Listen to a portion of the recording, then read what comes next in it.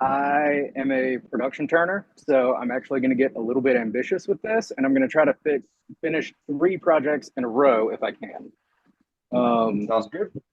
I'm going to move kind of fast through them, but the simple thing is going to be the same steps are going to be repeated through all 3. So the goal will be that it'll be basic concept, and then something a little bit more, and then a little bit past that. So each And project's build on each other. correct. So the first one, and these are just little small examples, are going to be little chickens with, I had to look this up. It's called a comb. I did not know. I just said that red thing that kind of looks like a mohawk. Right. Chicken comb. And the second one, I actually made a lot of these for spring. I had a class, a school field trip that needed an activity. So I ended up making Easter bunnies for kind of everybody. This one Nice. doesn't take long, but if you look in a West Elm catalog, they sell for about $50. And then the last one, this one I'm very excited to be able to get to. This one is going to be the, like, I think it's the most fun to do, but it is a little duck with a top hat. It's an Nice. off-center duck, and you can extend it kind of however far you want. Do one that has a little wizard hat. Thanks to Billy's demo last week, I got all inspired and I made a turkey. Very cool. And then if you make the beak and you really just don't like the way the beak went, this is an ostrich that I'm working on. I got to finish the legs, but then you can just stick a traffic cone on top. So each one of these will go in a progression, and they all go kind of quick. Each one of these, my local wood turning club has a deal with the agriculture museum that we do a lot of events with them. The goal every single time is to capture the attention of kids as they're walking in. So I needed some kind of small project that would be easy and wasn't a top, because everybody does the spinning tops and they work really well. This still does not work as well as spinning top, but it's fun and it doesn't take much more wood. Just going to use a bottle stopper mandrel. So it's very, in general, it's an easy, approachable project. And hopefully it won't take too long. So What I'm going size to put, blank? What size blank you starting with, Clayton? I have no idea. That's one of the best parts about all of this. That's what a thing that I'm going to keep reiterating. This Right is on. 2 3/4 by 1.5. Yeah. Uh, it really doesn't matter. The example one that I have, if you have mulberry, it turns really well, and then you put a Hadoop beak on it, and you just get a little baby chick. So the And then, extensibility of it is really enjoyable. then for putting it on your shark there, did you tap the hole? Yes, I did. I have this one is for the duck for later, and it's just normal bottle stopper thing. I do thread it and then put some thin CA glue and then rethread it so that it just Right on. holds a little bit better. And with that, it's running fairly true, but I am going to go ahead and screw it back up.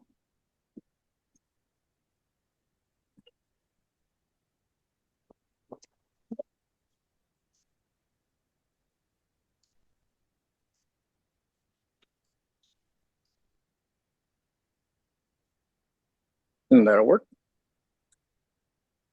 So throughout this whole thing, figuring out the measurements is always really easy because these golden mean calipers, you can use them for, I guess, eyebrows. That's on Amazon. That's what they sell them as. They're very cheap, but they give you the 5/8 rule. It is just one of the best for trying to divide something. So while this is running, honestly, I'm not even sure how fast it's running. The encoder on my lathe broke a long time ago. And so now it is no fast, not fast enough. but I'm going to go here. And that's really all that I need. From here, I'm going to measure across the same way. And whenever I get that lined up, whatever the diameter of this 5/8 is, because that's all these golden mean calipers are for, is dividing 5/8 and 3/8. And that should be about good.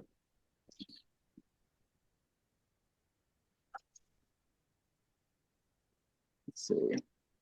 Want to get a lot of material moved quickly. I'm going to come down with the badan.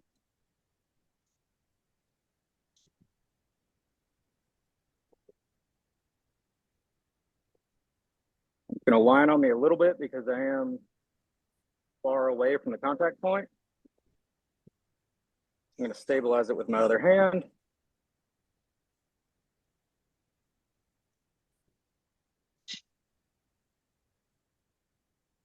And that's pretty much all of the prep that I need. For turning a curve, it's really not difficult. It's kind of like turning a sphere. You start with right in the middle and you divide it into quarters. So I just have the center line, and then I divide that in half, divide that in half. That's really all you got to do. This quarter and this quarter kind of go away. Whenever you do it with a sphere, you do want to go all the way around. But on this side, I just kind of want to tuck it in a little bit so that it meets here. Actually, I can go ahead and do the same thing here, because all I really want are just some really big curves. And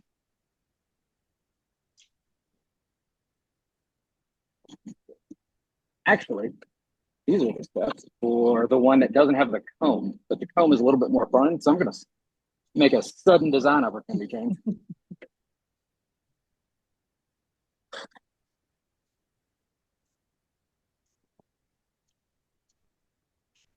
I'm going to get this just a little bit flat. And all this will do is just change the diameter a little bit, and I'll adjust the ratio for that.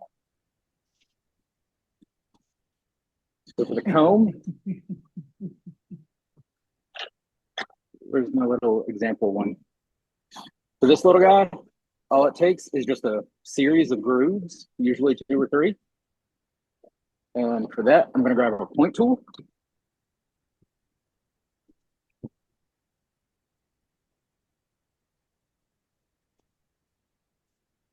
I'm just going to go in at the center. Go in here.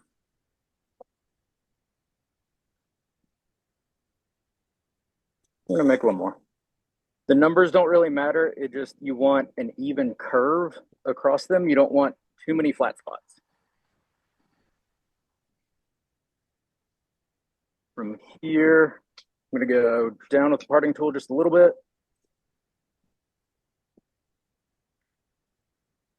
And I'm really not paying attention. That's one of the best parts of this. I'm not paying attention to just how big of a head compared to a body. All of that will get fixed later. All I need for right now. Are showing naked girls or what? Just an even curve. And that's really all that takes. I have credit cards until 75 or 70. I'm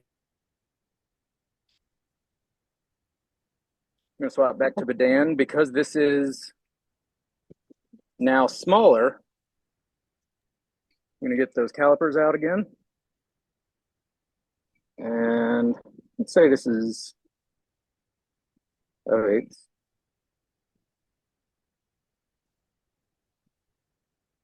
So I'll go to right there. And the whole thing gets a little smaller, but I like putting the little comb thing in because then later I get to do some coloring. I'm just going to mark that out with this. And bringing this down, I was just eyeballing it. And that will be all I need.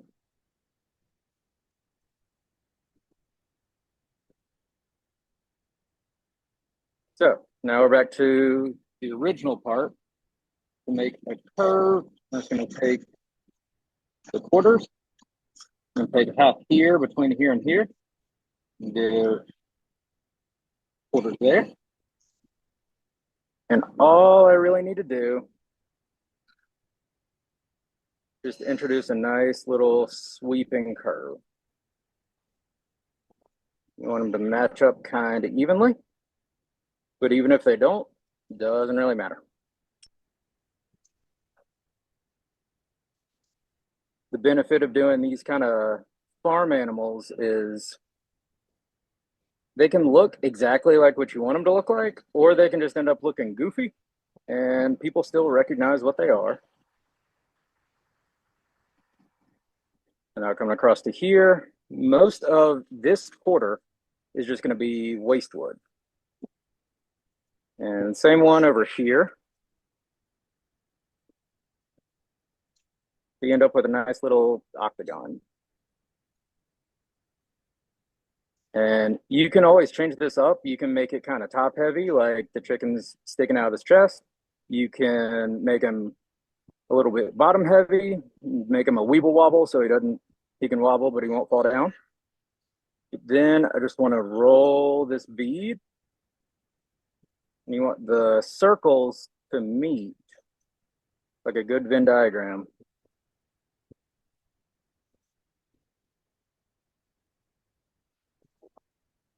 Nice flowing curves.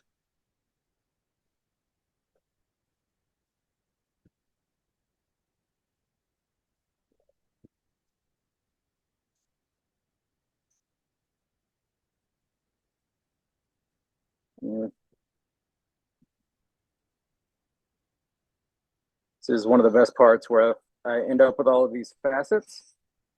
And I'm going to try to not sand right now. But any of these little bumps or ridges, 180 grit takes care of them just about immediately.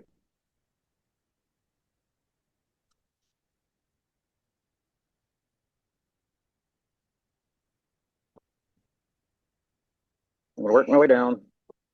And I do want this one to sit. So I have a custom tool made. I say custom. It's a diamond parting tool, but one part of the diamond is curved so that lets me get a nice undercut.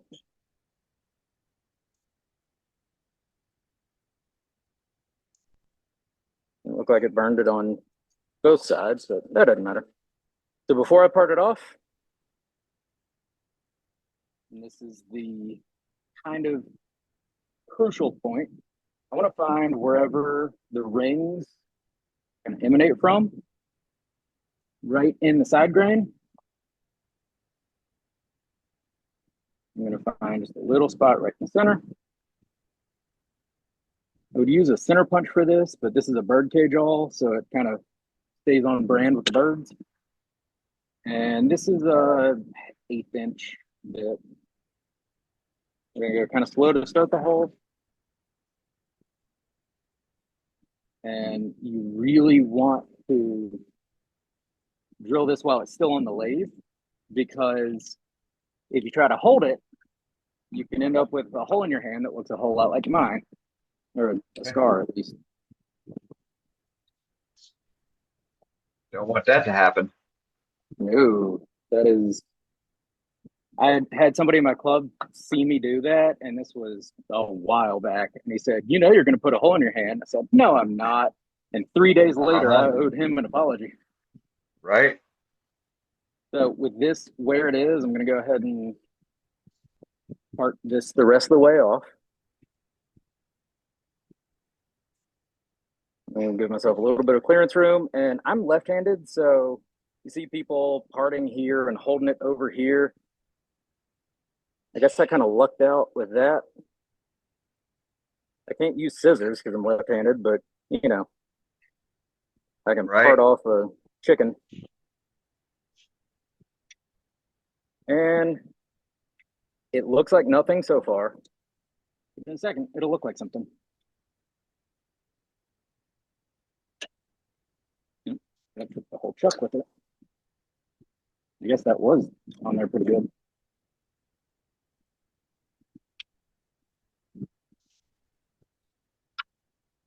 Oh, well, that's gone forever.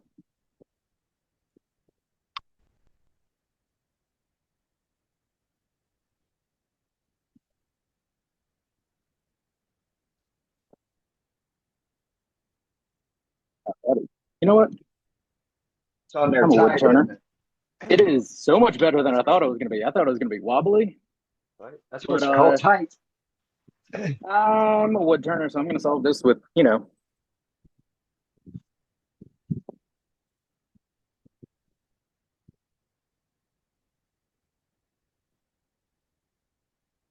we go. Can't be stuck if you're fibers.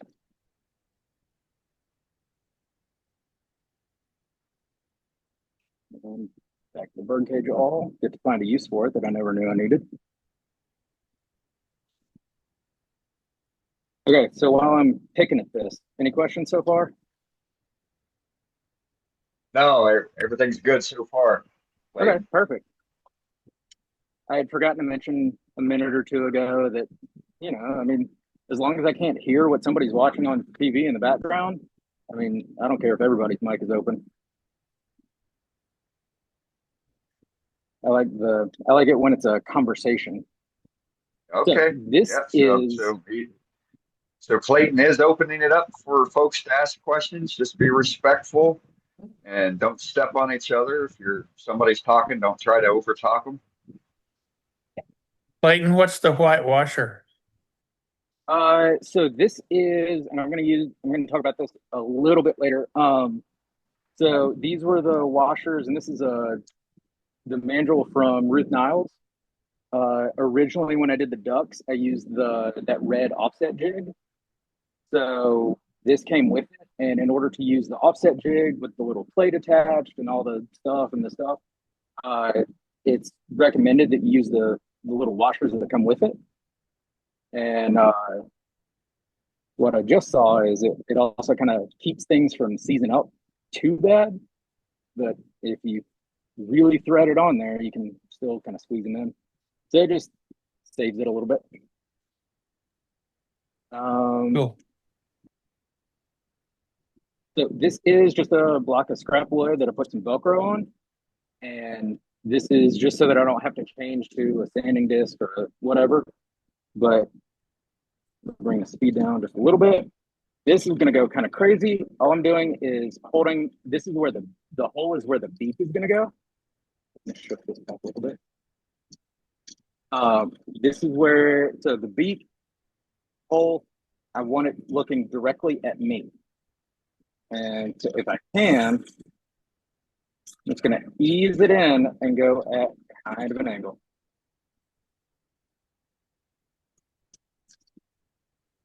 And then once it's, got a cowlick on one side, flip it over. And now you're looking at this thing. This side should be 90 degrees. I'm going to take 2 fingers and push it in there. And same thing, just ease it in.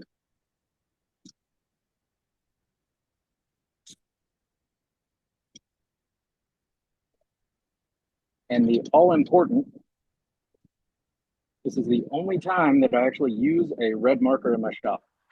I have basically color-coded Sharpies that tell me if I mark out something, what it's supposed to be. If it's purple, that's just a general layout. If it's blue, I need to cut it. If it's green, that means I need to grind it. And if it's red, that means I cut myself and I need to go ask someone for help.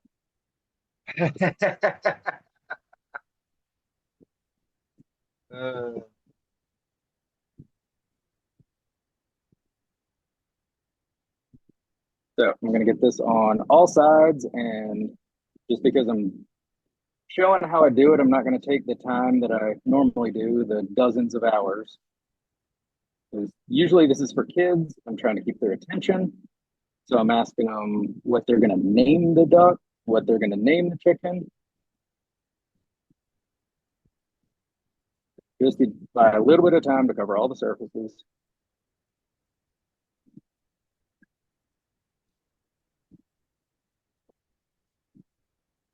And there's a nice comb over.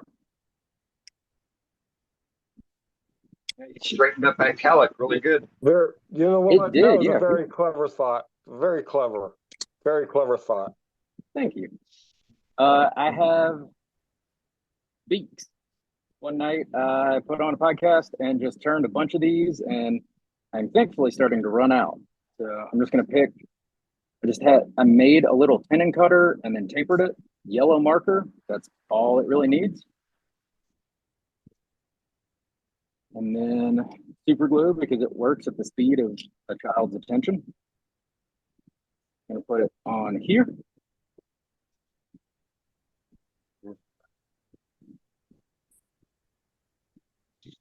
And it's going to be a little bit of a tight fit.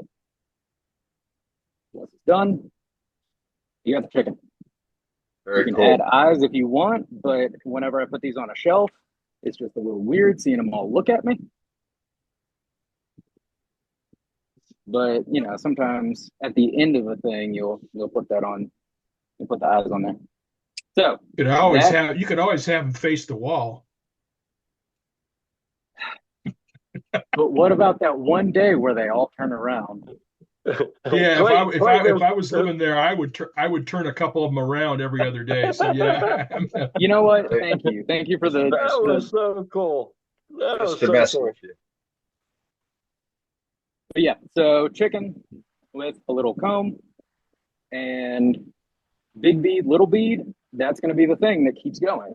So not bad for a first starter project, kind of easing in, right? Right? It's Cool. very Now- cute. Now on to the second one.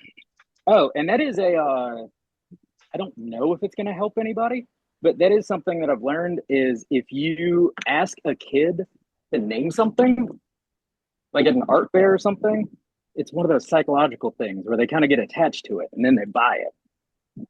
I'm not sure if it's ethical, a little profitable.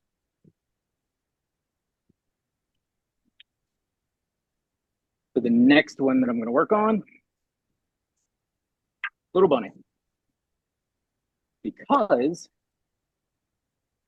it's all pretty much the exact same steps all the way through. You have big bead, little bead, a little bit of sanding afterwards, but then the real trick is in getting the ears just right. This guy's going to go away for a minute. I guess you could say go 3 days as well. Give it to a lot. Mute, mute, mute. So this is a baseball bat billet that my club sells them. They just get a bunch in stock, and I think we just got a bunch in stock. And they come in around, I shortened this one a little bit. You want, with these, you want kind of as big as possible. This one's got some health complications, so that's why it didn't sell. But you want as big of a diameter as possible because these do make good inclusions in Easter baskets, even for a couple gardening shops. For Easter is one of their big holidays, so they like to have these mixed in with their gift baskets. So what I did is I measured just based on this. I kind of eyeballed it, and this is a good stopping point. However long this is, I'll go ahead and get measurements. I think the baseball bat billets are about 2 3/4, and this I've brought down to about 2 1/2, a little bit more. And the length, 3 1/8, or I don't know. I'm always bad at converting to metric. So I think 3 1/8 in metric is about 12 business days. I could be wrong. But this is one of the first ones that I made based on the ratio. So a little bit over 3 inches, a little bit over 2 1/2. It ends up with a decent ratio. And just like the last one, actually, that's running pretty true. I'm happy with that. I recently got this chuck, Oh my gosh, I love it so much. So to mark this out, it's the exact same steps as the little chicken. I'm going to mark out with the golden ratio calipers. And that's right about there. And if you don't have these, it's really easy. You take it, you divide it roughly in half. And then you divide it in half again, just like the sphere. So this will give you a 50% and then a 75%. If you don't have golden mean calipers, or if you're not familiar with it, it's roughly about 61.8%. So 5/8 would be 62%. That gets you within, yeah, there are different modes that you can get there, and they're all about 1%, 2% off. And I'll be honest, if I can't tell the difference between 1% and 2% in my milk, then nobody's going to be able to tell anything you're working on. So if this is 75, if this is 25% of the overall diameter, and you take away half of it again, that's 12.5%, which gets you down to 62.5. Is that right? Suddenly I'm challenging my math, which is right about 5/8. So you don't need the calipers, they do help. But if you look, that's where my original mark was.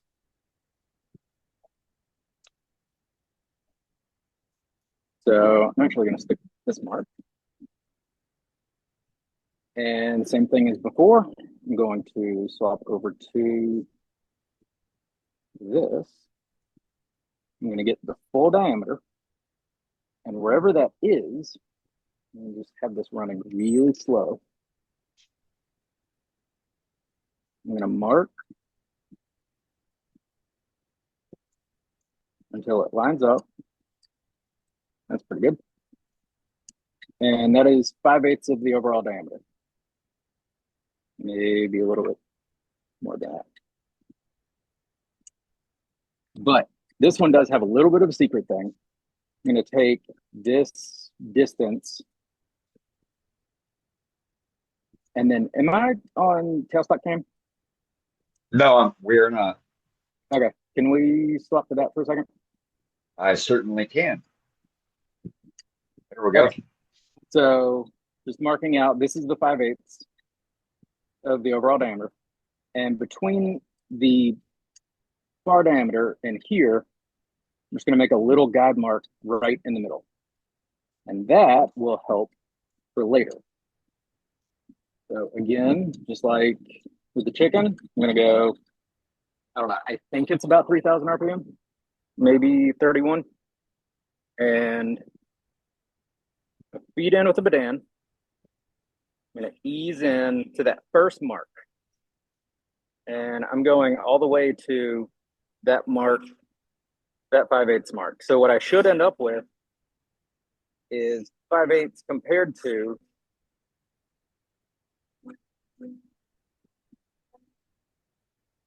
the total length of the blank from here over, and 5/8, almost 5/8 of the total diameter.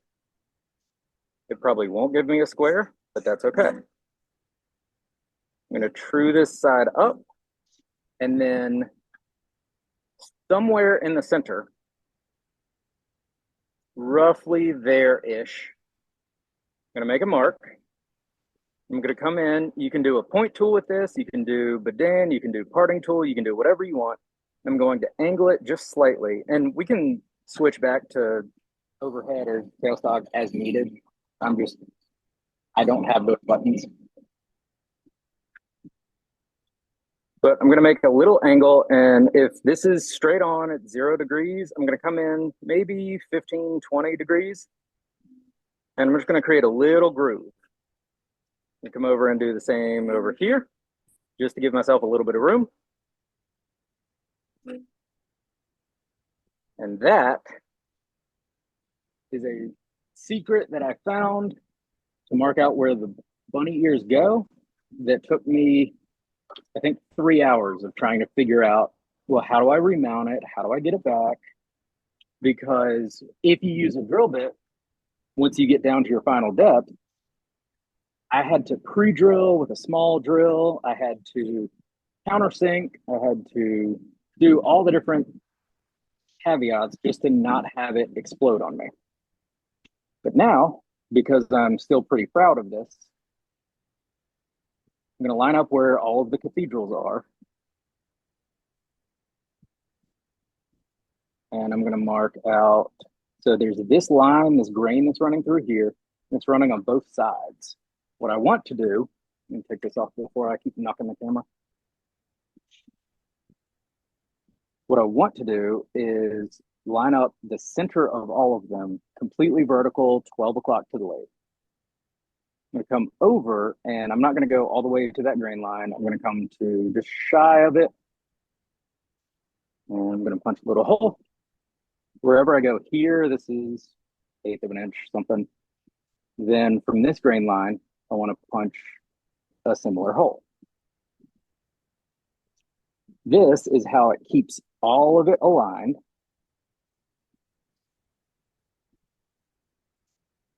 And the ears can come out, pointing out evenly, pointing out in the same kind of direction. But again, the best part of all of this, it doesn't matter. You just have a rabbit with some goofy looking ears. Somebody's still going to be happy to get it. I'm going to do drill again, and I'm going to position it right here, get the hole started, and I'm aiming towards the center of of where the rotation is, and I'm going to line it up, let it hit my tool rest, have it be as even as possible. I'm going to lift it up just a little bit so that I'm not grinding into the tool rest. I'm going to hold it on this side because I'm not going all the way through. I'm just going to let it work, let the tool do the work, let the drill in. As long as you're not drilling in all the way, it really doesn't matter how far you drill. You need maybe a 1/4 inch, but I'll drill in 1/2 inch and it's fine. So I'm going to hold the drill against my body. I'm going to hold it, everything still as much as possible, except I'm going to lean back slightly to get out of this hole. I'm going to rotate it until I'm back in this hole. And then I'm going to push in. And what that should do is, and I can see light between these, so they have met.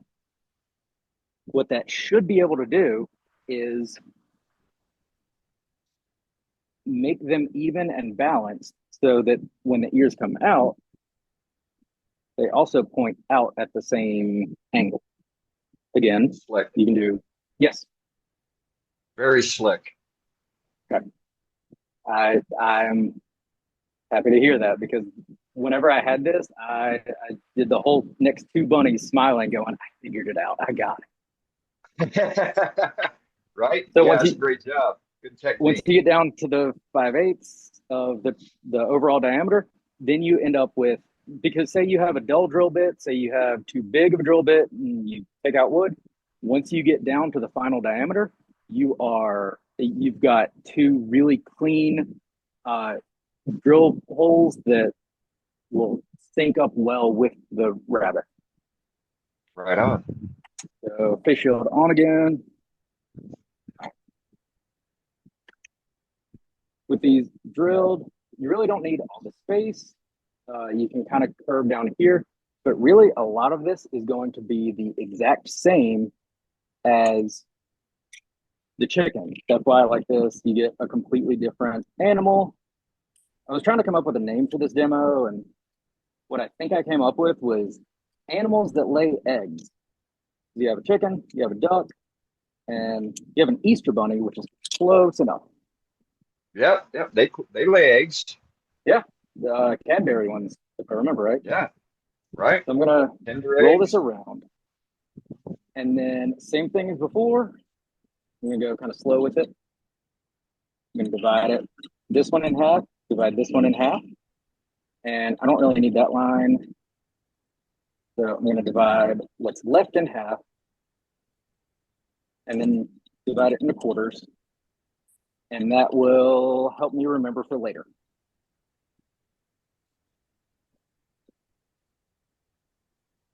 the next thing, this is a fun little thing. I have my bowl gouge has, I don't know. I'm trying to get better about this. It usually has about a 16th of an inch. I'm increasing that now of a micro bevel, but it's roughly at 45 degrees. So if I have the flute completely closed, I'm going to speed up. So the flute completely closed, and I put the bevel on the wood.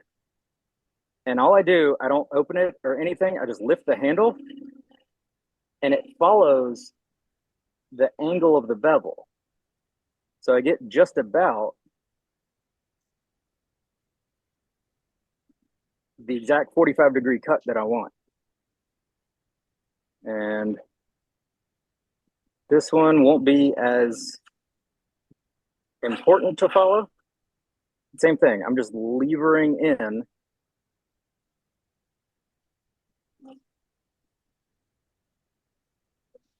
Flute's closed the entire time. And this one, I don't want to go too far because I don't want to lose the mass towards the chuck. I want to keep everything nice and steady. And I also don't want to lose the line to remember how far I need to go. And then this one, this is all just removing bulk material.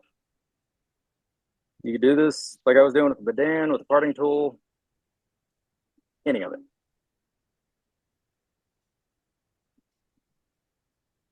Now I do need to come down to this final diameter. These planing cuts. And that'll sand. I'm gonna swap back over just because I want to go fast with not much need for sanding. I'm gonna grab a skew.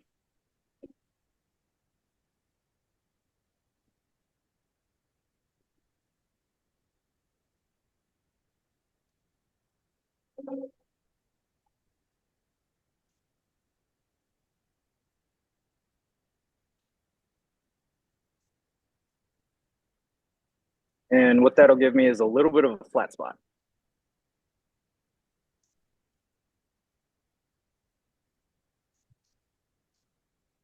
I'll probably speed up the lathe a little bit.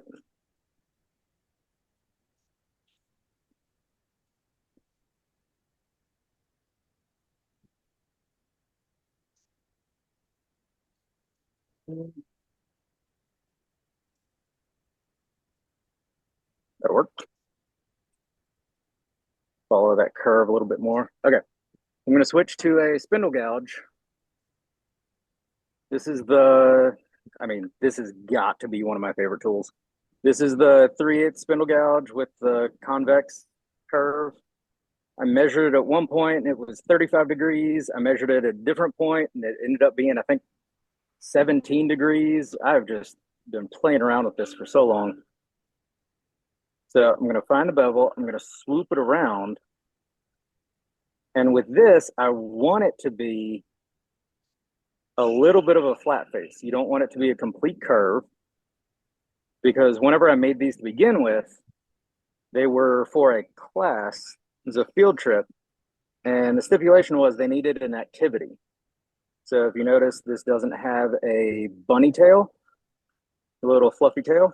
It doesn't have any kind of face because if you do all the work for the kids, they have nothing to decorate.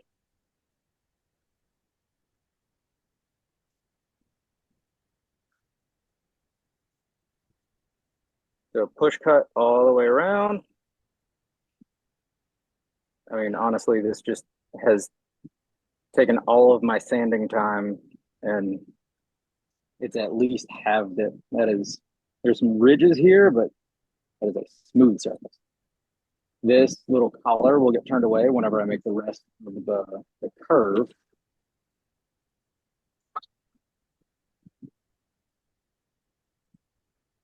And for that one, I'm actually going to swap back to bulk gouge.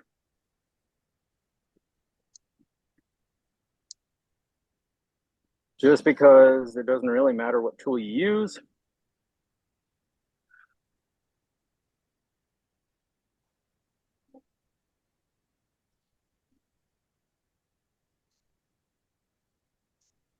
And I believe the line was here.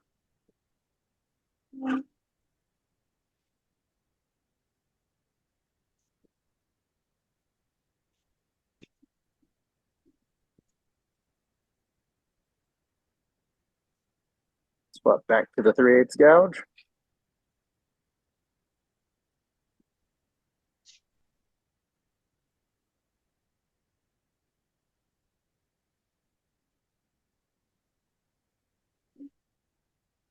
That should be pretty much perfect.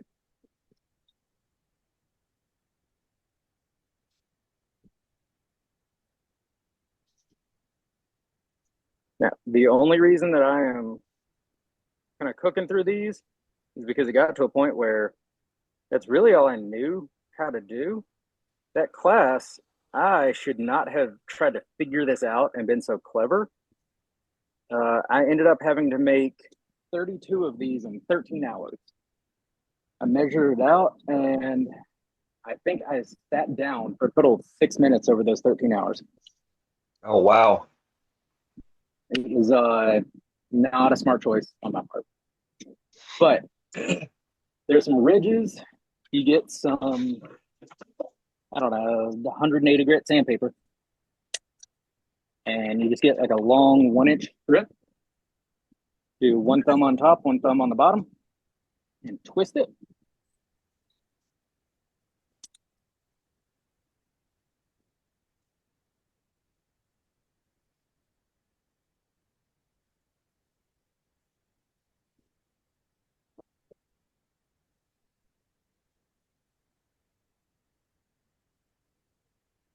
All the ridges start to disappear.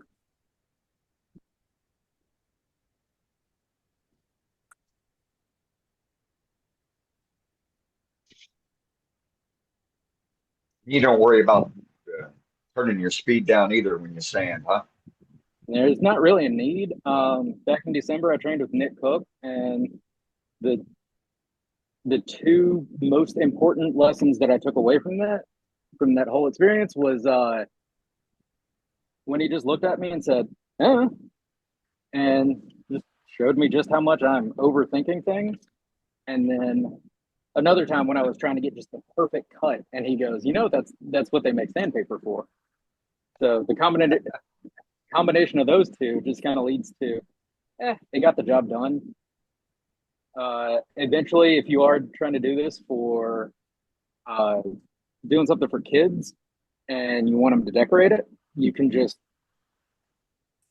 180 grit is fine. You don't want to sand it too much because if you close the pores, then glue and other stuff doesn't stick on it.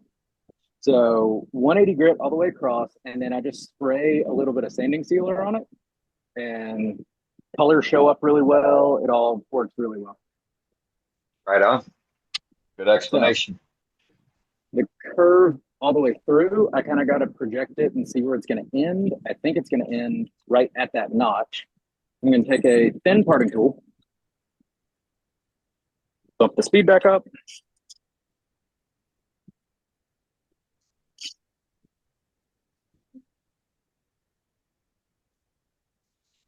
I'm going to get as close as I can, knowing that my final cut will be a much smoother cut. I'm going to take a little bit of this material away so that I can get a gouge in there.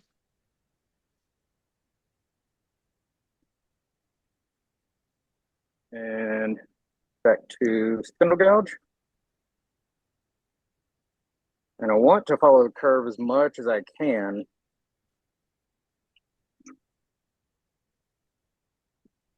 Yeah, you're doing it. Sometimes you can end up with a little bit of a flat to it. Doesn't really matter. If you have anybody ever say something about, oh, well, why does he have such a flat butt? You just kind of look at them weird. They usually apologize for asking.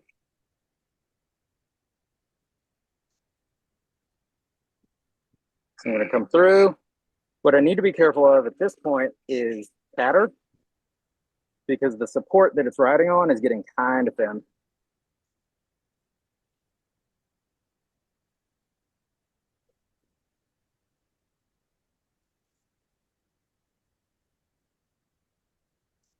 I'm not going to overthink that.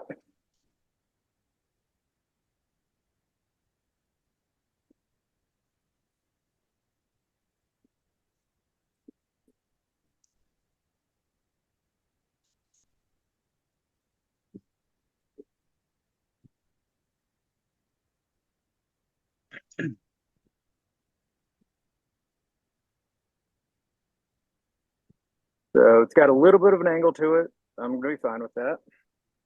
Again, this is where it's got just enough, because this is hard maple. You can get away with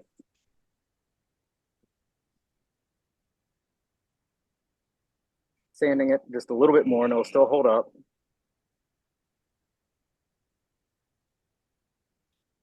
It's wanting to chatter on me, it's wanting to bounce. So I'm going to swap to everybody's favorite tool, 1/2 inch skew. I'm just going to use it to angle in and part in.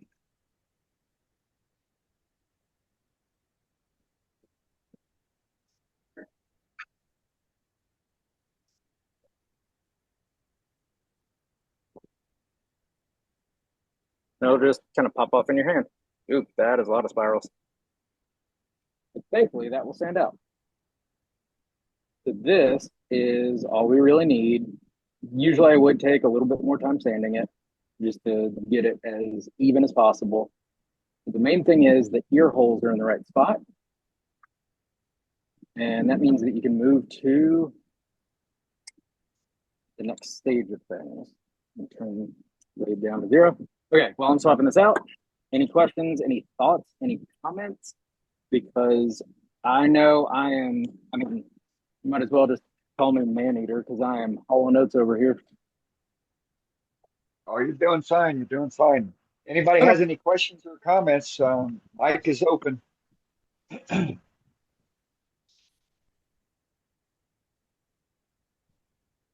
pretty cute little projects you're doing.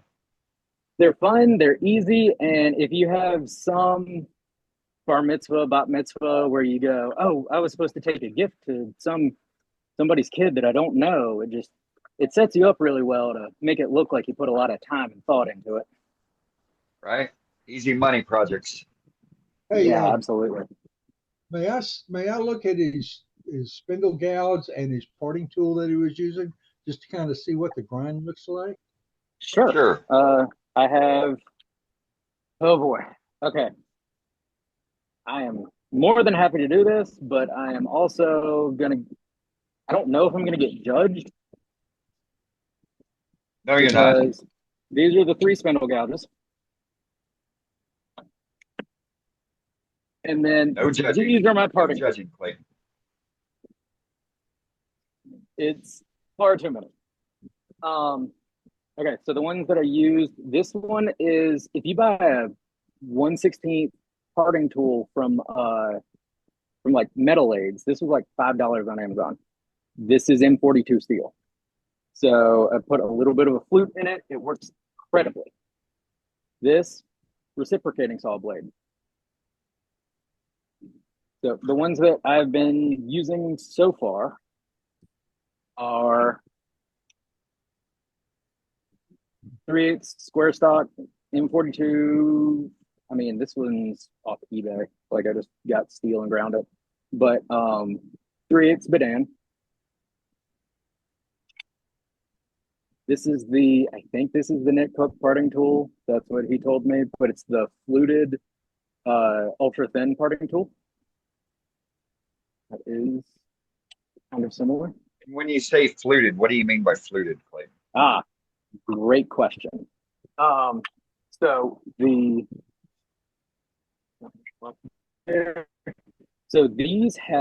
this is just a Sorby parting tool that's got the little cutting edge right there, but all along this top ridge, it's actually dished in just a little bit. So what you end up with is not just a flat parting tool, kind of like this. This is a diamond parting tool. And it's got a flat grind all the way across. This has a little tiny groove in it. And it's with this one, it's almost imperceptible, but I put them on my other ones. So maybe I can show, yeah, this gigantic hunk of steel that I got a long time ago. I don't know if it's going to show up well, but if you can see just a little bit of a hollow grind on it where it's got, instead of having a flat, it's got 2 points. So what that ends up doing is slicing into the wood a whole lot better than it would if it was just trying to do a peeling, scraping cut. It actually has this as the wood. It doesn't really matter which way you want to use it, but it's usually safer or easier to control if you have the groove down. But when the wood comes in, it hits this sheer point, this sharp point, and curls almost like a gouge. So if you use it for honey dippers or something, if you've ever used a really thin parting tool and not been able to get a clean cut down the sides, these fluted gouges are how you do it. It takes so much less sanding. That specialty tool that I called it, that was just an old Craftsman diamond fluted, because it's curved and it's swept back, this is in the exact same orientation as one half of a fluted tool. It'd be come back up around here. So when I undercut this, like if you make a lot of Christmas trees or anything where you undercut the base, it gives the cleanest finish. It burnishes and scrapes along here. It slices along here. And because once you part it off, you can't really sand it.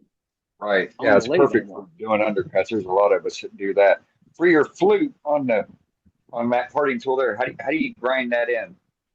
So Harbor Freight sells I have it inside, but they have a little 3-inch, maybe 4-inch diamond grinding wheel, and it comes to a point.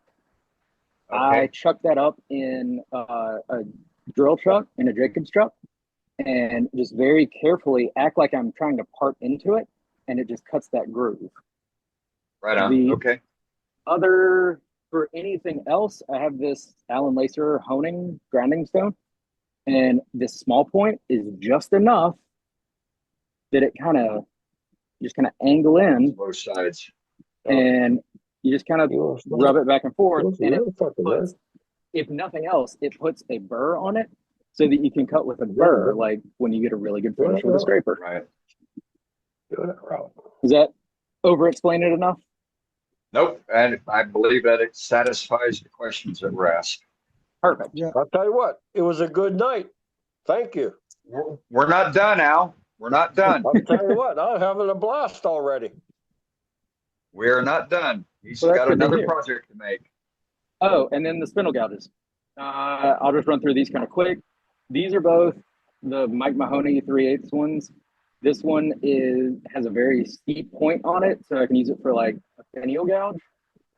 This is, and I have another one somewhere because this one's reaching the end of its life, is just a crown 1/2-inch spindle gouge, but I have really gotten used to the convex bevel. And that's the Mark Soleil grind, right? It is.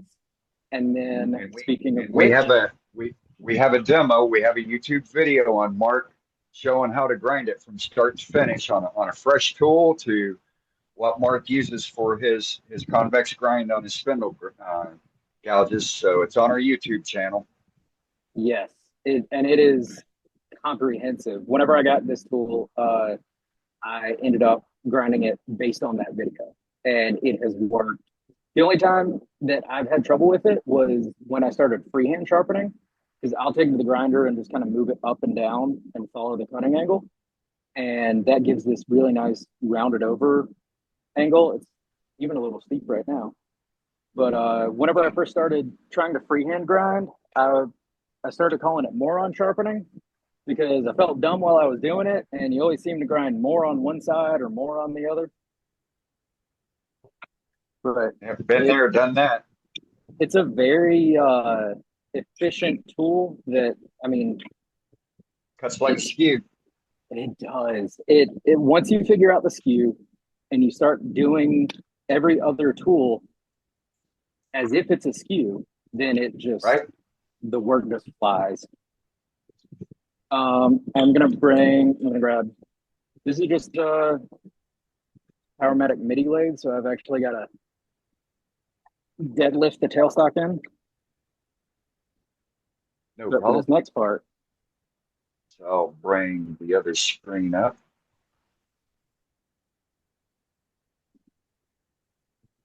so this is going to be.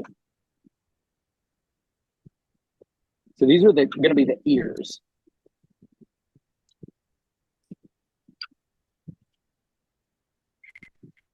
And it's running roughly true. This is a piece of maple that I think came from a flooring company.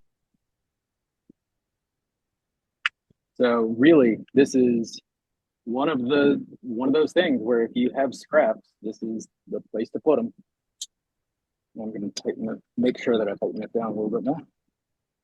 See, you're putting forward another example of why there is no such thing as scraps in our shop. Absolutely. At this point, I think I'm about a third scrap, maybe 5/16 on my father's side. But no, my whole shop is. I mean, that's what. Anytime I cut off some of those bunnies or the ducks or whatever, these just kind of sit right at my lathe and they become perfect jam chucks. So whole like it's the using every part of the buffalo kind of mentality. Right? All right. This gets a little bit tricky because I like having tailstock up as much as I can because I'm so far out from the chuck. But you also have to have enough space to be able to, yep, see, and that wasn't even enough, be able to get the rabbit in. So to fit these, you could measure it. I know that I drilled with a 1/4-inch drill bit, but instead I'm just gonna friction fit and I'm gonna use a burn line to help me figure it out. So with everything good and steady, I'm gonna come across here.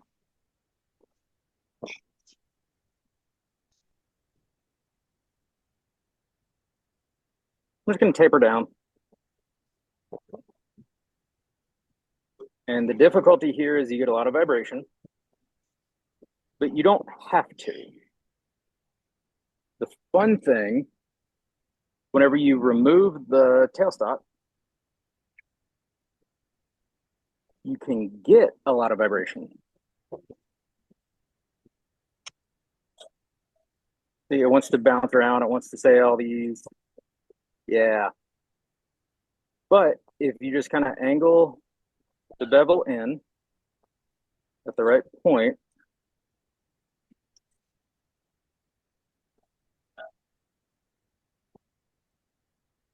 you can get it cut without it jumping around on you.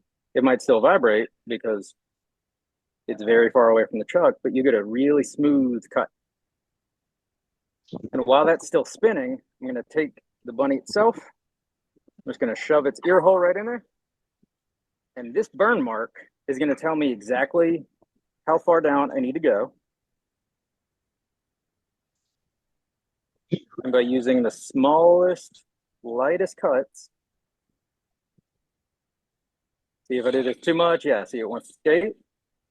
But if I do this just barely touching it, just barely on the bevel, it doesn't bounce around.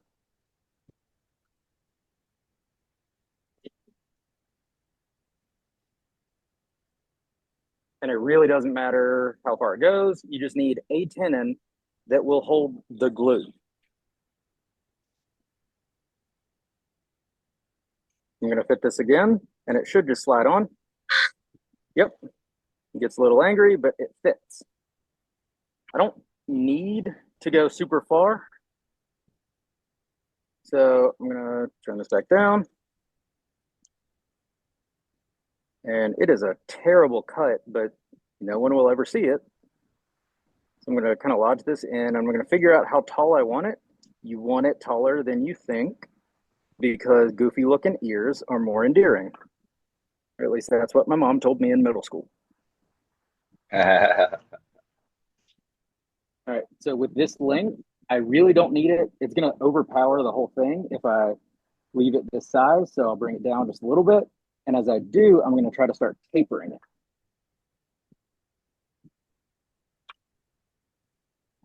And for this part, tailstock can come back up. Because I shouldn't need to be anywhere around.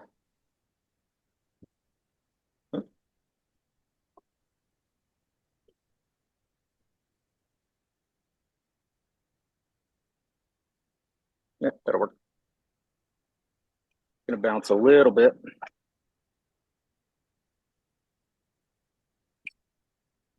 So right about here is where I want my widest point. So I'm gonna come down everywhere. And remark that. I'm gonna do a very slow taper.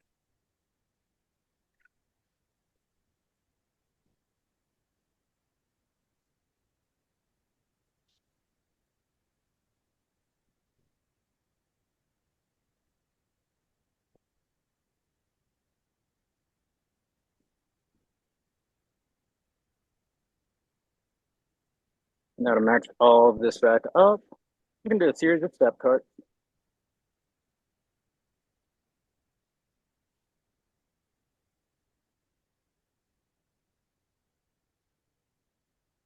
And again, this is where you'd sand.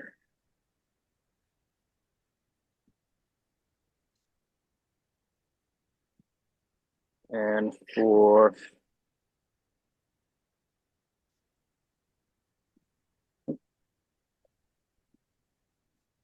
this,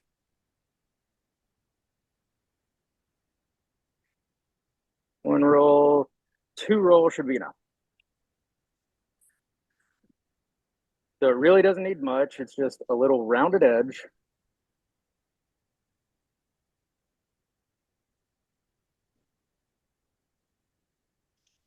Again, I'm gonna hold it while I part it off.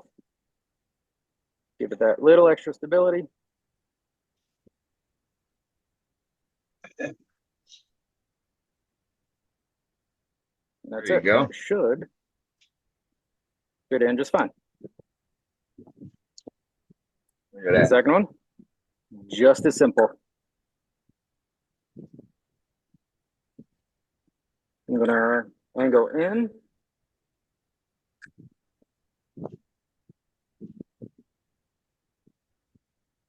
Get a little burnish mark. And I'm gonna repeat the process. This gets, when you're trying to do dozens of these, this is when you put your podcast on. As long as the wood doesn't fly out of the truck, you just kind of start zoning out, relaxing. Well, not zoning out. Smash You through. still got to pay attention. Right.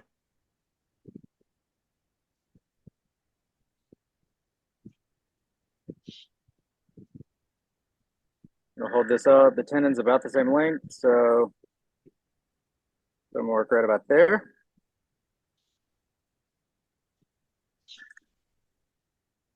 And it'll scream at you, but the finish cut is all that really matters.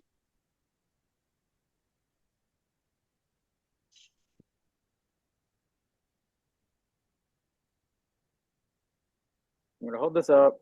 Hope that it didn't go too. Nope, that'll work. And again, right about here will be my widest point. You just do the really gradual taper.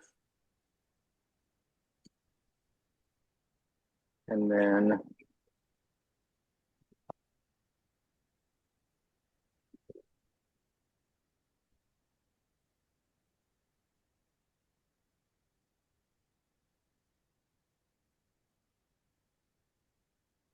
the second ear The first ear always takes some figuring out, some lining up. With the second ear, nothing.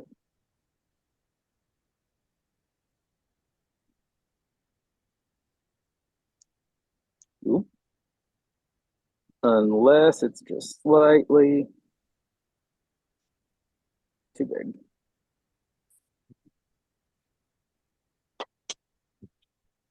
Oh well. There we go.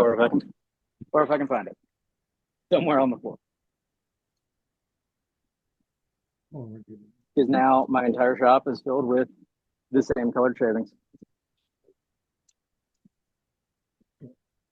Okay, so on the lathe behind me, no one needs to know this. I have a second lathe set up with a little wrist sander on it. So I'm going to have one of those magic of television moments where it suddenly fits perfectly. And you get some big, goofy TV antennas.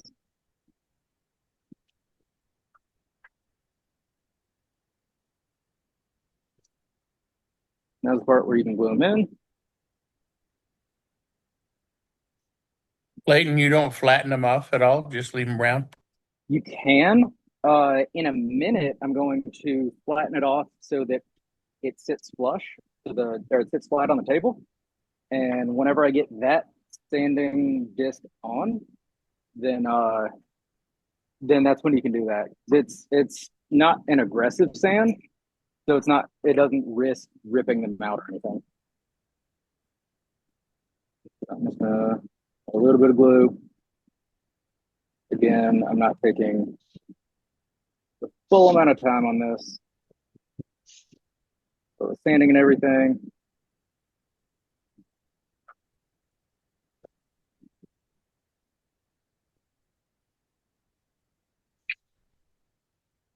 You could do different colored ears, get different out of different wood or dye them and whatnot for a project like this. You It's slick. absolutely could. It's one of those. The possibilities are endless as long as you kind of stick with the bunny. Yeah. And that's really all it takes. It's just 2 beads and then 2 little tapered spindles. Very cool. So You can even stick a little thing of cotton on the back to give him a little tail. you can. That's the whole idea. The one thing that surprised me whenever I had the kids in the class doing this was they had buttons, they had googly eyes. The googly eyes went everywhere that you would expect and a bunch of places that you wouldn't. Ah, The buttons, ooh, they got clever with the buttons. You take some small buttons and you stack them up. You take you take one big button and you put it under, and then you make a button top hat. And once one kid did that, they all did that. So faceplate with a piece of plywood with some probably 2 worn out sandpaper. I'm going to bump this up. I'm going to guess, again, because the readout doesn't work, I'm going to guess it's about 1800. I'm going to get rid of that little bee stinger. And this is the part where you would flatten them out. And same thing as the comb on the chicken. You kind of angle it in, kind of push it in. And then you get your flat. To get this to sit, you just figure out wherever you want it to sit. And that's the angle that you get. It sounds simple. It can get kind of complicated. So too easy. It's the way that I do it, I'm not sure if I'm going to be able to do it to the camera, is I do it so that if you notice the top of the head and the top of the back, just do it to where they line up and then go a little bit past. And if you angle that to the way that you're looking, and you just sit and hold, and you think, this is the time that you get to switch from thinking to wondering. And in my case, I'm wondering why I didn't switch to a lower grit sandpaper. So you just get a little flat. and it's it. And that is the entire completed bunny. Very cool. Any more questions about this bunny? Because like I said, I know I'm going fast through a lot of these, just showing you this is what happens and then this is what happens. But for the most part, it's because I'm really excited to get to the bunny, to the ducks. Those are typically my favorite. No, it's all good. You're covering it. Because like I said, it's all decently simple. It's one thing that leads to another thing that leads to another thing. And as you stack them, you kind of end up with whatever possibility you want.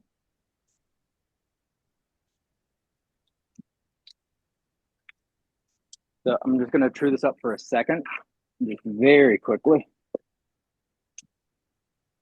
Because now I'm getting into the ducks. You can do top hats. You can do, I did traffic cones. I have one with a fez. I'm just going to keep these little mascots here for a minute. Look for one.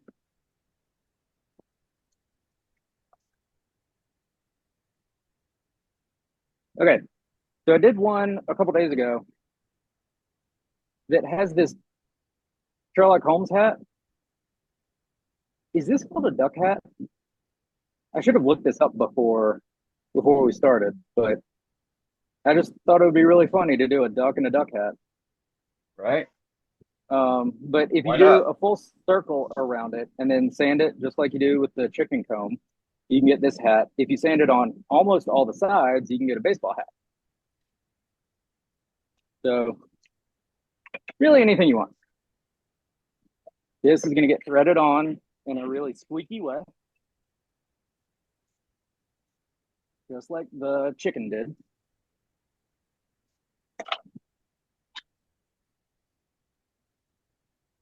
This blank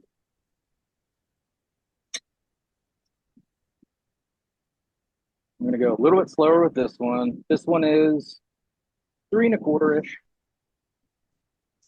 And it's 2 1/4. It doesn't really matter, but it does change things when you have them a little bit bigger. It doesn't take much more time to make, but if you are trying to sell these, the bigger ones are a little bit more eye grabbing, and the difference in process time is just minimal. So I'm going to make sure that this is nice and trued up, which it was not, so I'm glad I checked.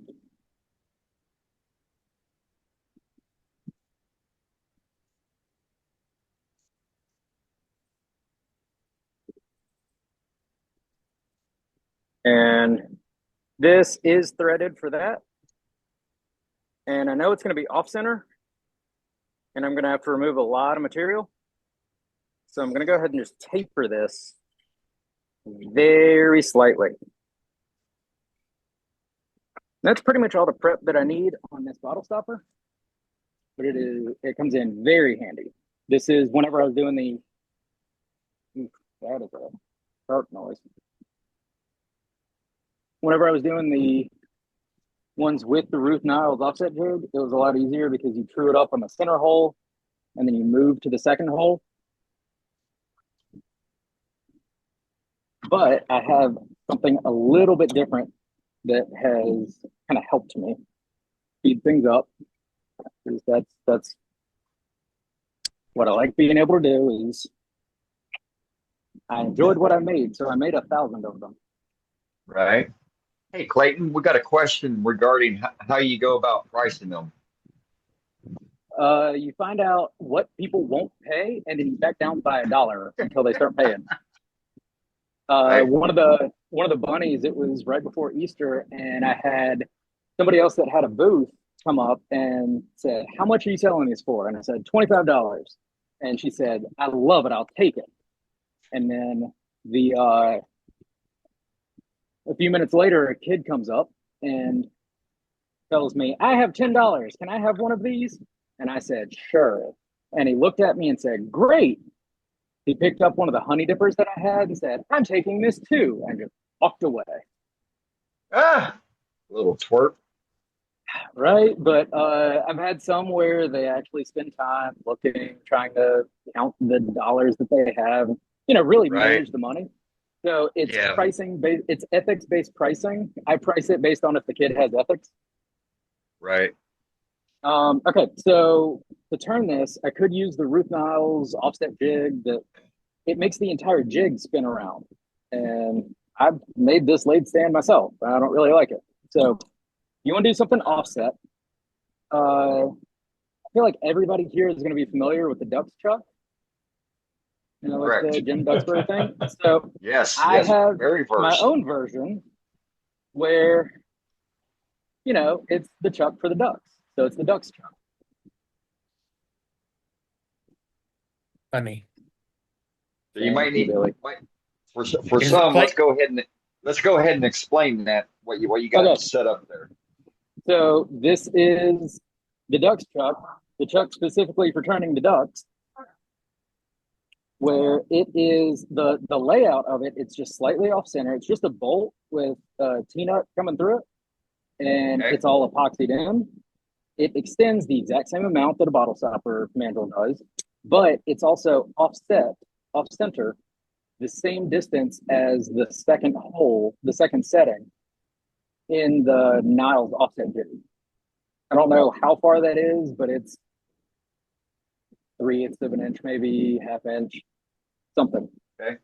So it's not far off at all, but what it gives you is if you went too far off, you would need a whole lot more room or you need a whole lot more material because if this is the center line and it pushes it to here, you really do have a maximum diameter before you're just spinning this thing off entirely.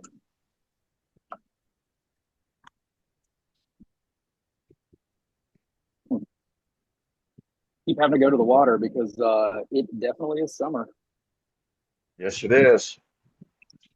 So I'm gonna line this up in here, and you can take this out and put it back in, and it doesn't really matter because you're not gonna realign the duck. You're not gonna try to remount it. You're gonna turn it all in one. And this thing will go on, and I'm just gonna thread it on here. So by now, I'm pretty sure everybody knows that I am a gigantic fan of Mark Soleil and Nick Cook.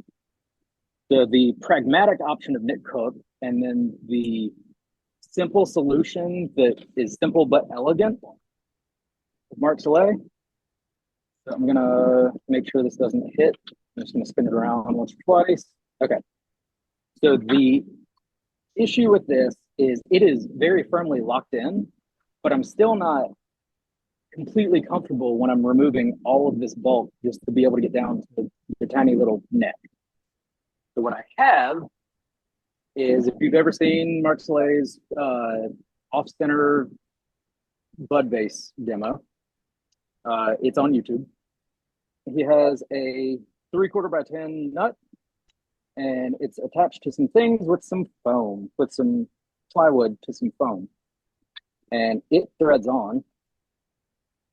I don't know what kind of foam this is. I found it in a salvage thrift store thing. But the important thing for me was that it doesn't actually mark or discolor the wood. So I'm going to make sure that, like I was just spinning, make sure that it didn't hit the lathe. I also want to make sure that whenever I push this in, right now it's still got kind of a gap, that I won't push this into the tool rest. I'm going to get a nice close grip.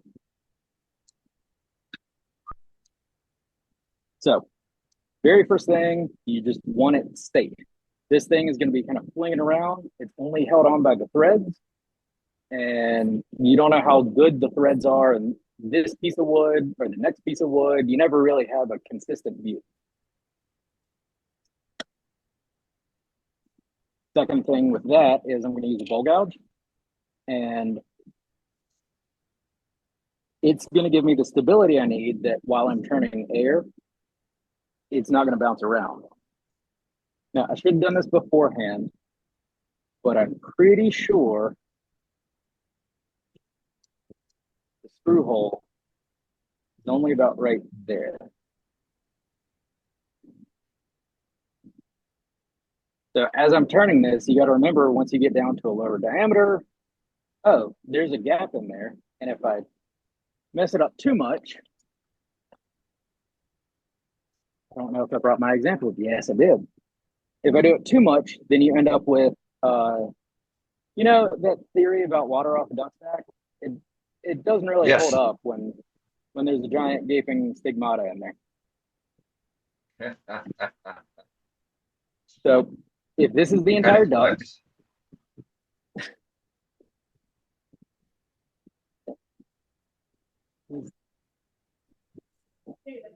I'll mark this out. So from where if this is the entire duck all the way across here, you want to come over and I'll give you a guess how far over I'm wanting to come.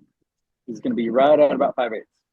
And for me to get kind of sort of right on that with that mark, I'm proud of that. 5/8 way down. And this will be, I don't know, I might change it up as I start turning it. But for right now, this is all the body. This is the head and neck. And then as I taper this in, a little bit more of this will become neck. The only thing to do after that is make sure it's not hitting anything while it spins. This is always the scary part. Because the best way to cut this is very, very fast. So you have as little interruption as possible between air and wood. I'm just going to get after it. Almost looks slow-mo. Light cuts with very, very sharp tools. And you're just going to want to V-cut in. This is a spindle, so you can, as long as you're cutting downhill, doesn't matter which direction.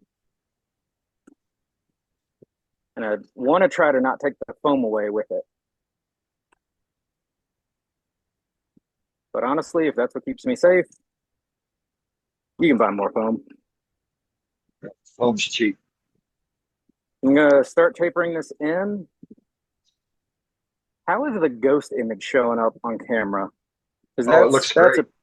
Okay, good. Looks great. Yeah, you can see it. Because this whole time I'm watching the top edge, and as it comes across, like I can see where it's solid, and that's what I'm aiming for. Right. We see it. Perfect. Good to know. I'm going to taper. A lot of this is just bulk removal, but you don't want to use something like a scraping tool because then it's tough to gauge the depth. A gouge, you can take little bitty bites all the way through. And I'm going to swap to left-handed. And that really helped clear up the angle. At this point, because it's so thin, you can do one of two things. And I almost never make the decision myself.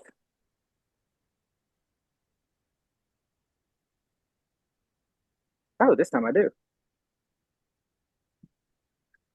I'm going to stop it. I'm going to check my progress. And if you can see this little disc here, this is all short grain. It just snaps off.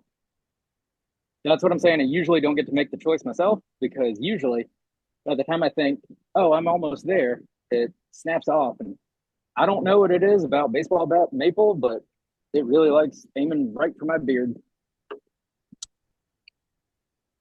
But now that I've got the majority of this removed, this is handling really well. I shouldn't need a little foam guy anymore, or probably even the tailstock for right now.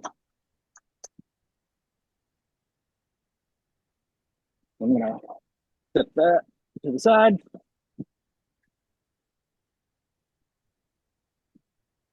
Okay, so I want to do this. I've never actually tried this, and I've heard that it's not a good idea. But whenever we get to the hat part of it, I want to see what other people think we should do. I usually default to a top hat, but if anybody has any other ideas, once we get to that, I feel like that'll be a fun challenge that if you want to make me try to, like, try to stump me and make me regret asking later, go for it. I'm going to bring this back up to speed. I'm going to taper a little bit more just to continue removing material.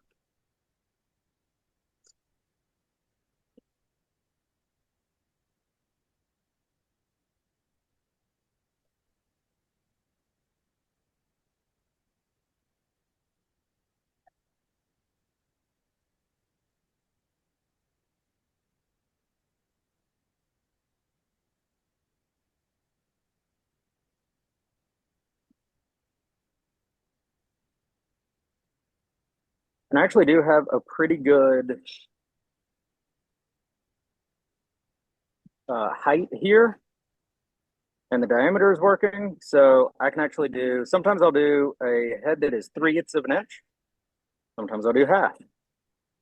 But this time I'll stick with a 1/2 inch. I'm gonna clean up this edge. And again, it's wanting to wobble, it's wanting to squeal. But if you get the right bevel presentation, you can minimize it. So I have these fun little things. This is just a cheapo Harbor Freight wrench set. And they are sharpened on one side. But now that I'm turning solid wood, now I can go back to Badan.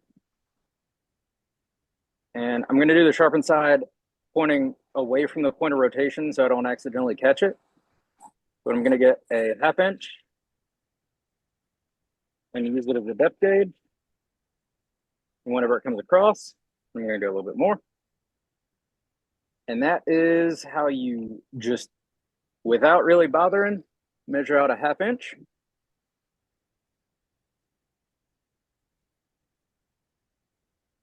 Or I'm going to take this Badan, it's about 3/8. I'm going to go 1 1/2-ish.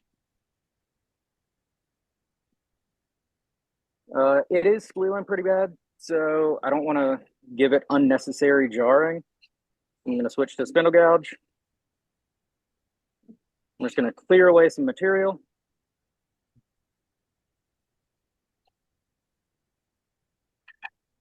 If you have ever studied the shape of a head of a goose or a duck or something, or maybe a swan, you have looked into this way more than I have. I was getting ready to say, if you're doing that, you're looking into it way more than it should be. Yeah, that's so for the squat demo, I'm doing garden fairy, and I have a section on carving the fairy wings. What I found is angels have eagle wings, but fairies have either dragonfly or damselfly specifically wings or butterfly wings. The weird thing is there's a difference between a dragonfly and there's a damselfly. I just made the fairy. I know there's a difference, and I can appreciate that. All right, so for this duck head, I'm gonna just do it like a sphere, like all the others. And I'm gonna take away this material and just kind of taper it in from here. And I'm not being specific with this at all. It doesn't really matter what the top of its head looks like. The that old adage of the man who wears many hats hates his haircut. Same rule. You treat this almost like you're turning a finial. Okay, down there, and then I'm going to round out. That's a good adage. I've never heard that one before, Clayton. Oh yeah, it's one of my favorites. It's there's that one and the one that I don't know why this has stuck with me from like fifth grade, but I had a teacher who looked at me and said, "He who rests on his laurels will squish them." Yes, yes, yep. I It took me, probably 10, 15 years before I completely understood what that meant.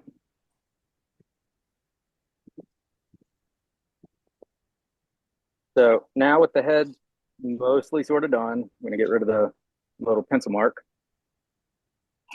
Oh, keeping the flute closed so that I don't get a catch like that. Or that. Around. I keep trying to not bump the camera down. You probably couldn't tell it by the number of times that I've taken. Demoitis. So with this, I'm going to use a peeling cut. This wing of the gouge is going to be acting just like a skew. I'm going to go slow as the wood wants to go. I'm supporting it with one hand.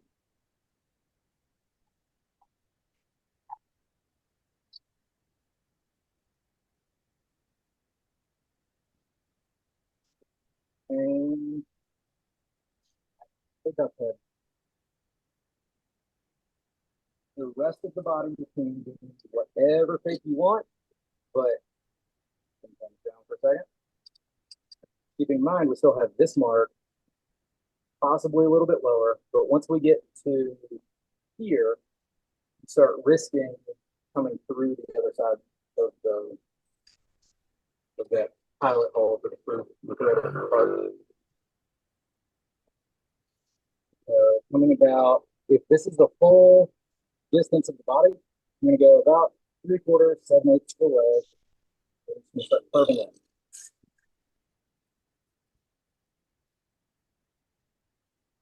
It doesn't really matter. You get the back up. And again, this is how you get a little bit more of the neck going.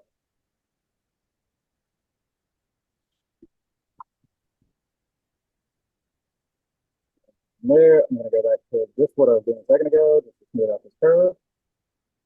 Then you really almost don't even need to sand it. So right now, it's got a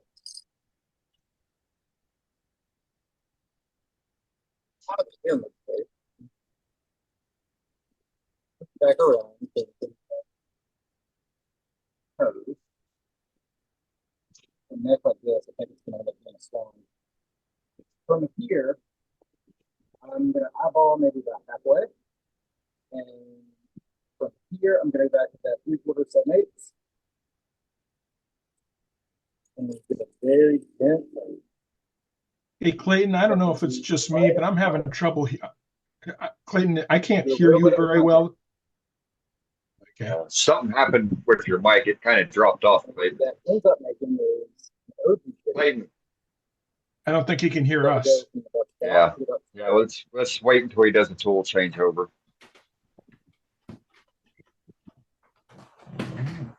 Clayton. Clayton, we seem to have lost your mic. Oh no. Okay. Well, now we can hear you, but when you were just turning and talking, we couldn't hear you. Maybe it was your mask that you have on, your hood protected.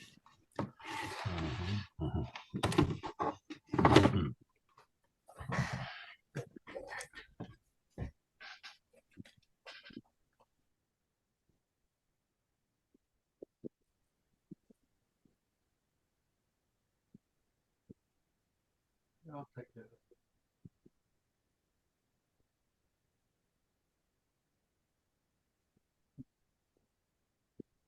Okay. Can you all hear me? Yes, now we can. Okay. There's just it was when you were turning, it was real muffled, like sounding like Charlie Brown's teacher. Oh, that'll do it. Yeah. Okay. This is what I get for having this vertical holder that I can't really push buttons. Okay. Let me try my, no, that That'll do it. Okay, that's what it was. All right. So if y'all can hear me, I'm not going to be able to hear y'all as much. No, that's fine. We can hear you. Can you hear us? Can you hear me? Okay. Okay, good.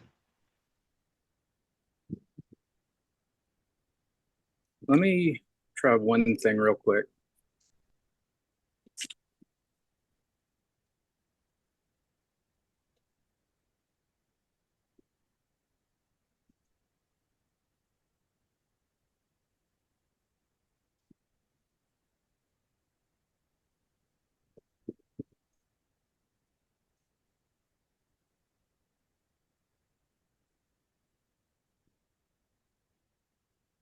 Okay, I'll try that.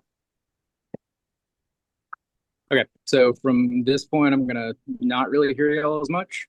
So I actually have my dad watching, manning the iPad, the tailstock camera, just in case. So if you want to Oh, throw okay. something in the chat. Oh no, there you go. Okay, perfect. Yeah, we can hear you, Okay, and you can hear us. We're good. you're gonna be on speaker, so the lathe noise is gonna be kind of loud. No, that's fine. Zoom will muffle it out. It's all good. Perfect. All right. So with the OG curve here, and this is when you would sand it because you're not really going to be able to get back to it. You end up with the little duck tail right here at the end. With the duck shape and then this curving, it'll come back around with the spindle duck.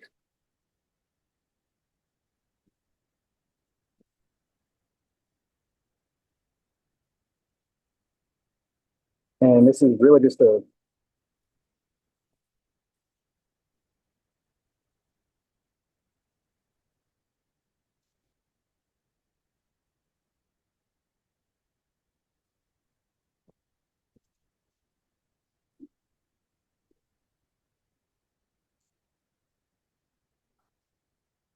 and that's really just a detail thing just to get a nice little edge.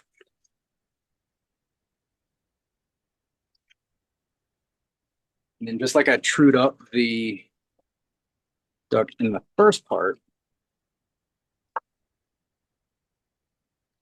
make sure, because once you do this step, you can't really come back to it. But I think that's going to be good. In hindsight, I should have made the head a little bit wider.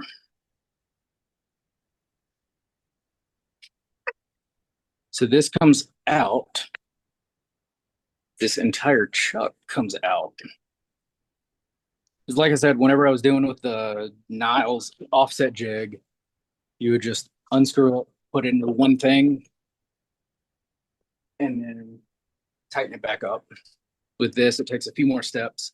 That's why I have the second lathe behind me. So if I have one thing set up, you can just go from one to the next.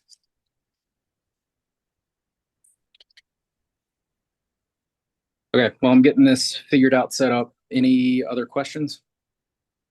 Nothing in the chat, but Okay. floor is open if somebody has a question. Ooh, there's that squeak again. So this gets recentered. This guy's just kind of about to have a very busy day.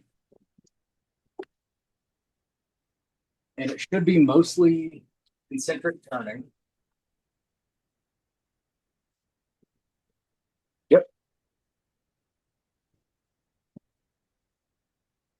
So as long as it's spinning true, right here is a corner that you don't really want, and so is down here. I'm going to use this line as actually the guide mark so that I can taper this in and then taper this almost all the way down. It might take away a little of this, but it should shrink the tail feathers a little bit better.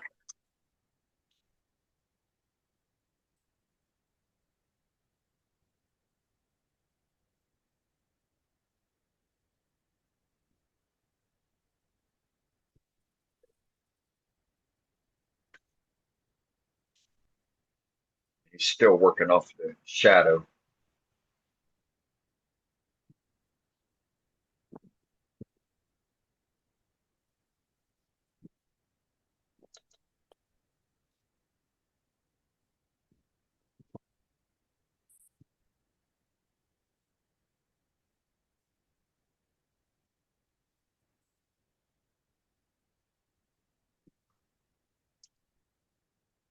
That might have been a little bit too steep. Nope. You get Yeah, look at that. Nice so clean cuts. they're decently clean. The interrupted turning is still going to leave these ridges. So again, this is sand at every step until you take it off of whatever the next apparatus is. Speaking of apparatus, one of the last things, just like all the way back to the chicken, before this comes off, I'm going to drop the lathe speed back down to 0 just in case. I'm going to find a spot. I'm going to make a little divot.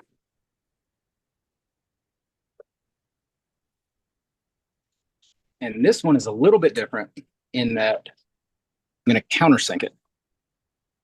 What this will do, give me a nice 90-degree corner. Right at the beak.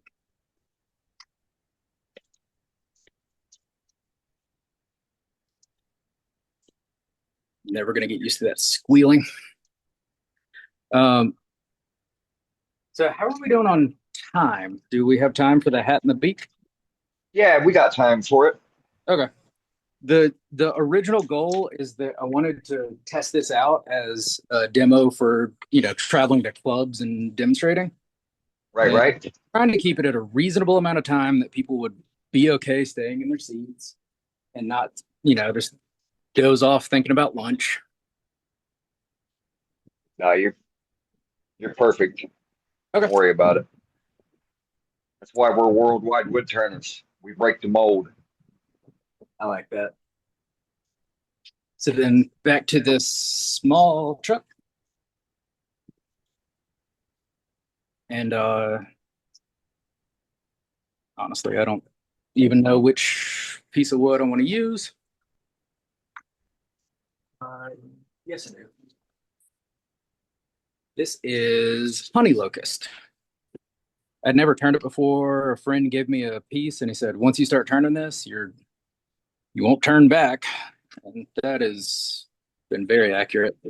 This ends up with a really good shine and a really good orange glow.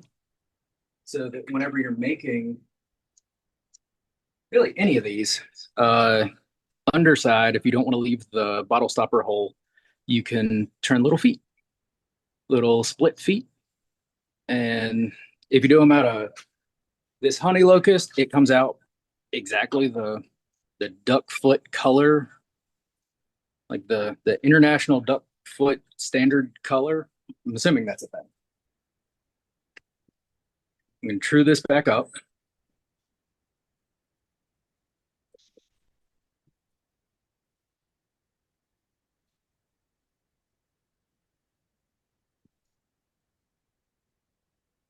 Make sure this tight. Should be. I like to be able to trust that it is. I'm going to go back to 1/2-inch spindle gouge, and I'm going to make this all the way down to a point.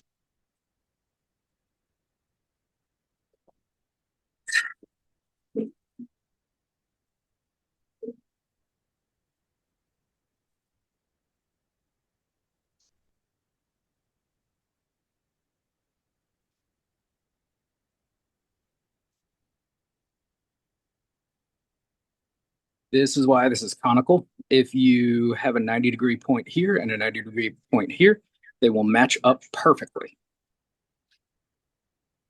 So just like the bunny ears. I'm going to take this, and while it's spinning, I'm going to push up against it, give myself a little indentation mark or something.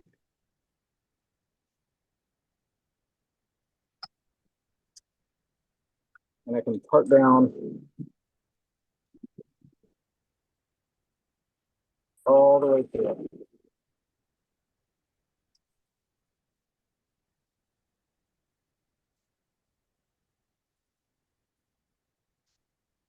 And give myself plenty of room.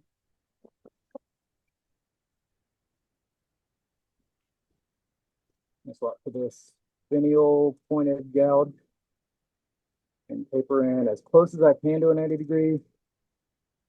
Not going to be essential.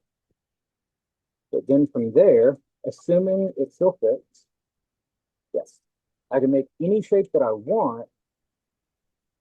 They bring it down. I can do long beak. I can do rounded beak. If this is for kids, you probably don't want to do like a super sharp point. I'm just going to cut it off there.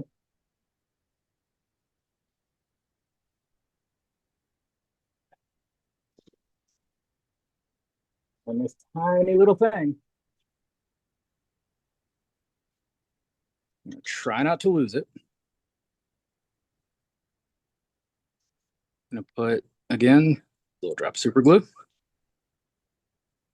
Try to remember which one is the beak and not just another piece of shaving. It goes in. I'm going to cover up the super glue. Whenever you spray accelerator, it's a chain reaction. So you really only get one molecule for it to start curing before it starts to like go through the entire bottle. That's how you get the beak. It should be seamless. There's a little bit of super glue on the top. If you add wax to this, it disappears. So does anybody have any opinions or thoughts on what kind of hat? Can you make do a fireman's hat? Okay, you know what? I asked for it, and okay, I'll try to figure that out. Alrighty. Take any century.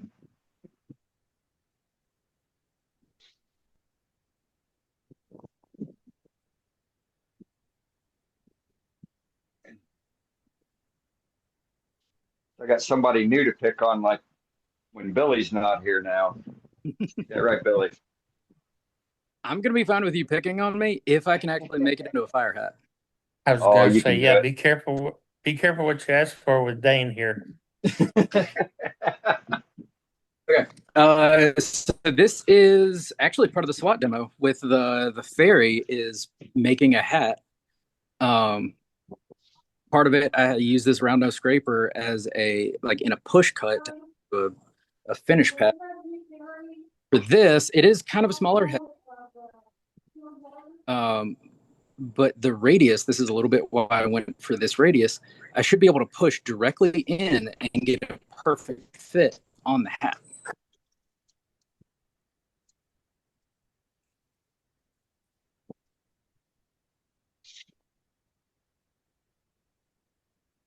Over back up. Yep. So 1 milliner fit. Which milliner is a hat maker, right? That's okay. I think I can get a fireman hat out of it. It's going to be a little bit smaller, and it might be, you know how some firefighters are cowboys, right? Yes. Yeah. Yes, indeed. Perfect. I'm gonna do 1/4 inch parting tool, and I'm just gonna use this on its side to scrape the end grain.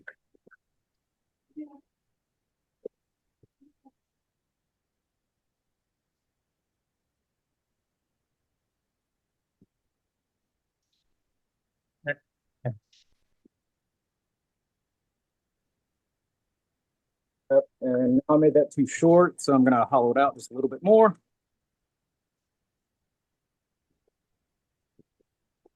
It'd be easier to back hollow.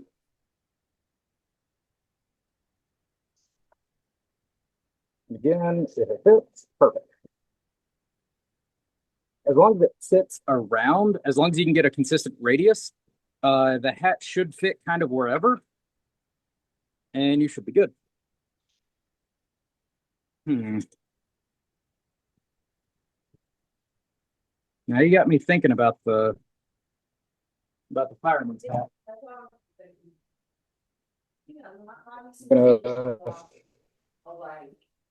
And I'm gonna give myself room.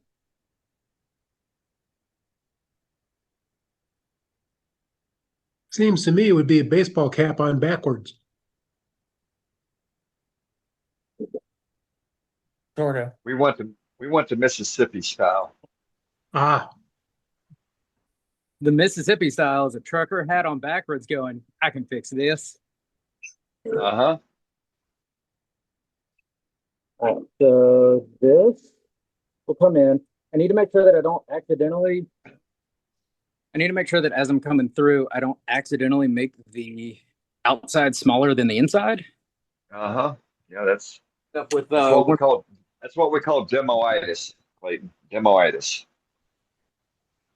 see, I just don't want it to be a now what is it? One of those visors that like poker dealers wear sometimes. Yeah, Sweat. yeah, right. Black giant hat. Yeah. Okay, so this is a rough cut, so I'm going to clean this up a little bit, but I'm going to try to follow the outside of this. This is the issue with back hollowing. You end up with a little nub right there. I'm going to clean that up real quick. Night, David.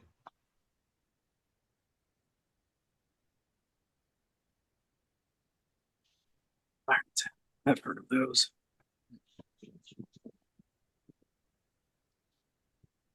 So it should be kind of simple to follow the curve on the outside to match what it is on the inside.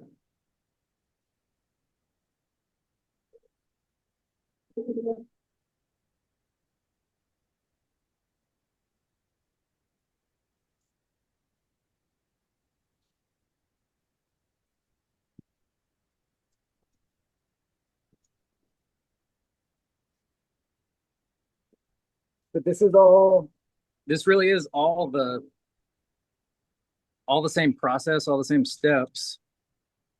You I can do that. Okay, perfect.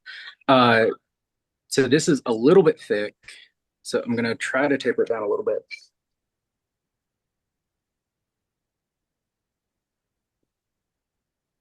Looks like a pith helmet.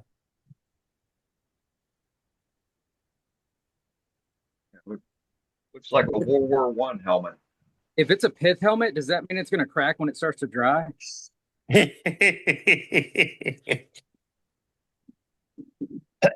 That's the kind of helmets they used to wear in Africa when they were exploring or on safari. Or Yeah. But that and the military World station War in One. Africa wore them too. Yeah. Yeah, I suppose the British.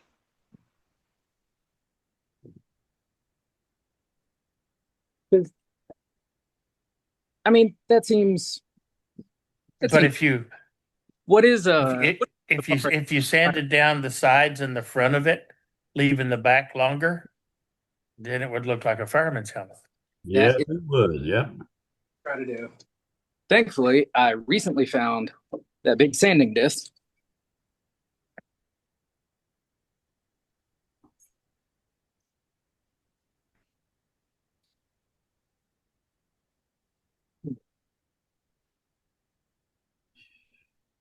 Okay.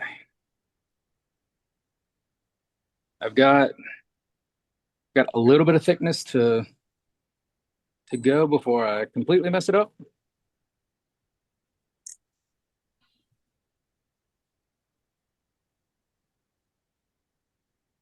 Grind some facets in there and call it a day.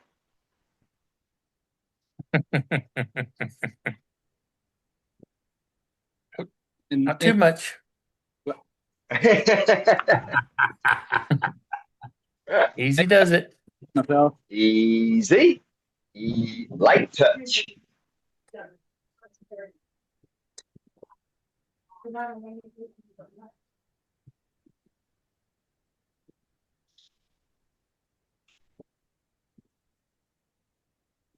It looks like he's done this before. Just a couple times. Absolutely. Times. For the fireman's hat.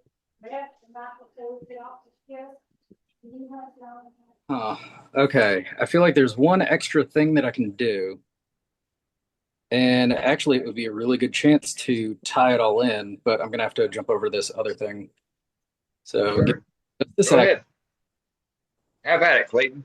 Okay. You're making a hell of a good demonstration this evening. I appreciate it. Well, I appreciate hearing that. I know I go fast.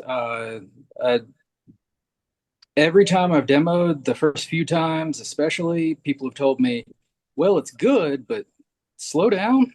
And why do you need to Now use you up? got 3 projects. You're doing great. Okay, so there is one thing that I didn't really get to recycle, and it came from the chicken because each step I wanted to be able to use one thing from the next project or one thing from the last project. I didn't really get to do it. And I don't have a yellow marker. That is the one thing that I've needed. But Look at that. I feel like Oh, cool. it's red, like a fireman's hat, Yeah. and it's got the wider. I don't like that. Whenever people were saying slow down and take small bites, that was right after I had gone. Oh no, I messed that up. I think it looks great. A little bit of a That flat. looks great. It's Sorry. And then what you can do with that, you can take a little bit of white and make yourself, like a white chevron on the front of the hat. yes. I even tried to That's flat spot. badass. That's badass. That's great. No, I appreciate the idea because I feel like if I was Cool. booth and some firefighter came over, Right? it is. Yep. I think it looks like a Sherlock Holmes duck. Very fun. Oh, I do like that. Yeah, I've been entertained all night. Thank you so much. I appreciate you saying that. All right, so Oh my God, very much. these are Good job, Clayton. Thank you for sharing. so Clayton, turn them around. Do a 180 on them. so you can see all the sand and the tool marks. No, now flip them upside down. No, that ain't what I meant. I just meant a 180 to change the direction. All right, now turn it over. There you go. There we go. Got it. There we go. Look at that. Look at that, folks. Very nice. Got a Now bunny the bunny rabbit. ain't mooning us. Now you got a fireman with a fireman's hat duck, and you got a little chicken with a comb. Yep. Cool stuff. No, it was nice. That was very nice, very enjoyable. Clayton, that was a great demo and a wonderful Absolutely. presentation. Thank Don't you. let anybody Well, tell you you're going too Very fast. good. You're doing it perfect. So Oh my this is God. what you're going to be Oh my demoing at God. SWAT, are you? Jeff, you're absolutely right. Yeah. And the Uh, presentation, telling us what you're doing along the way, makes all the difference in the world. They're going to love you at SWAT.